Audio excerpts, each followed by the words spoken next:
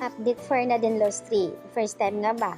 Pamati ni Christopher Barrios sa Gala Night Vogue Gala Night event kung saan syempre Nadine Lost 3 and finally nagkikita na nga si Bia Alonso and Nadine Lost 3. Makikita sa clip video kung saan ay nagamustahan at may pahag-abiso-abiso sila. Ang tanong ng iba kung first time nga ba daw ni Christopher na maka-attend ng ganitong event because of Nadine Lost 3.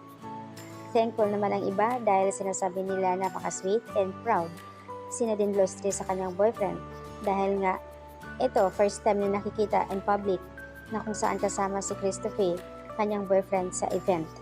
And hindi basta-basta ang event na ito dahil sobrang kilala nila na talagang Vogue event ito. Ayon sa isang netizens dito na sinasabi niya, nakakatuwa lang na isinama na ni Nadine Lost 3 ang kanyang boyfriend sa ganitong event. And first time na makita sa publiko na nakasuot at proud Nadine Lost 3. Kung mapapansin niyo po na palaging magkasama sila, nasa Siargao at sa mga kasuotan nila, palaging nakapambahay lang, simple at nakabikini si Nadine.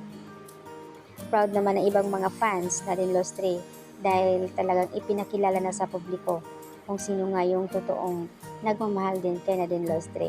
Hiling naman ng karamihan na sana wag lokohin si Nadine at nakikita ng taong bayan kung gaano siya mapagmahal din like before. So ayan po yung update at makikita sa clip video saan ay napakasimple lang nila at sa interviews din kay Nadine Lost 3 about sa kanyang black gown.